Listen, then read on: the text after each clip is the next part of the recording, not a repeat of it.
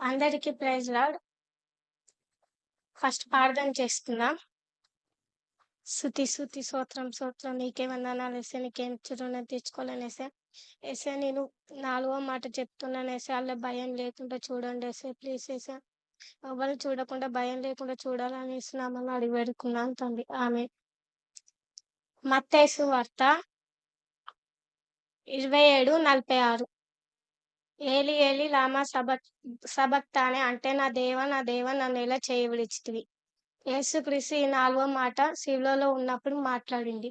ఇది జరగక ముందు యేసుక్రీస్తుని కొరటాలతో కొట్టారు. ఆయన భుజాలపై శిలువను మోపించారు. ఆయన చేతులకు కాళ్లకు ముళ్ళలు కొట్టి శిలువలో వేశారు. ఆయన తల మీద ముళ్ళ కిరీటం పెట్టారు. అందువల్ల యేసుక్రీస్తు అది భరించలేక తన తండ్రికి ప్రార్థన చేశాడు. తన తండ్రి కూడా యేసుక్రీస్తు చేయి వదిలిపెట్టాడు. ఎందుకంటే మన పాపాల కోసం యేసుక్రీస్తు మరణించాడు కాబట్టి ఈ లోకంలో ఎవరు చేయని త్యాగం యేసుక్రీస్తు చేశాడు. ఈ చిన్న వాక్యం దేవుడు దించినాక ఆమె. దేవునికి స్తోత్రం కలుగును గాక. మంచి మాట. తండ్రి అయిన దేవుడు తన చేయి విడిచాడు.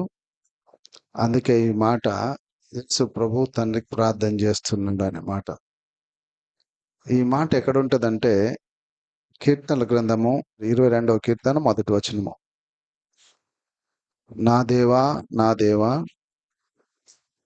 నీవు నన్నేలా విడనాడితివి. సరిపోద్దండి. అక్కడ కీర్తనకారుడి ద్వారా ప్రవచన వాక్యాన్ని పలికించాడు దేవుడు. అది నెరవేర్చడానికే యేసుక్రీస్తు ప్రభు ఈ మాట పలకవలసి వచ్చింది. నన్ను ఎందుకు చేయి విడిచితివి అని. యేసు శిలువ మరణానికి తనను తానుగా అప్పగించుకున్నాడు. ఆయన తనకు తానుగా అప్పగించుకున్నాడు. కానీ ఎవరైనా బలవంతంగా శిలువ మరణానికి అప్పగించారు ఆయన్ని? ఇష్టపూర్వకంగా పోయినాడు. తండ్రి అయిన దేవుడి చిత్తం నెరవేర్చుట కొరకు ఆయన తనకు తానుగా శిలువను మోసి ఆ శిలువలో వ్రేలాడాడు ఆయన.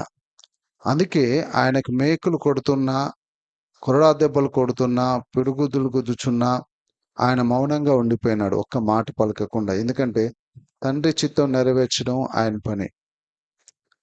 అందుకని ఆయన తిరగబడలేదు. వదకు తేయబడిన గొర్రె పిల్ల వలె మౌనంగా ఉండిపోయినాడు ఆయన. మరి ఎందుకు నా దేవా నన్నేలా చేయి విడిచితివి అంటున్నాడు అనంటే ప్రవచనం యొక్క నెరవేర్పు కొరకే అదంతా జరుగుతుంది. కాబట్టి ఆ మంచి మాట తెలియజేసిన సిరిని దేవుడు ఇంకా అత్యధికంగా ఆశీర్వదించును గాక. ఆమేన్.